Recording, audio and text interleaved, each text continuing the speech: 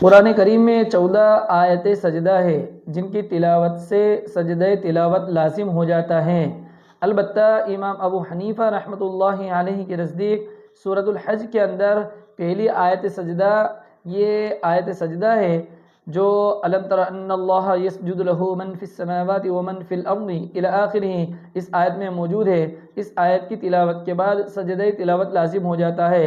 अलबत्ता सूरतुल हज का दूसरा सजदा या अय्युहल्लज़ीना आमनू रकअू वस्जुदू वअबुदू रब्बकुम वफ़अलुल खैर लअल्लकुम तुफ़्लिहून, इस आयत में जिस सजदे का जिक्र है उस सजदे से मुराद नमाज का सजदा है।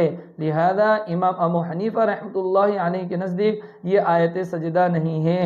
अलबत्ता इमाम शाफ़िई रहमतुल्लाहि अलैहि के नज़दीक यह आयत सजदा है।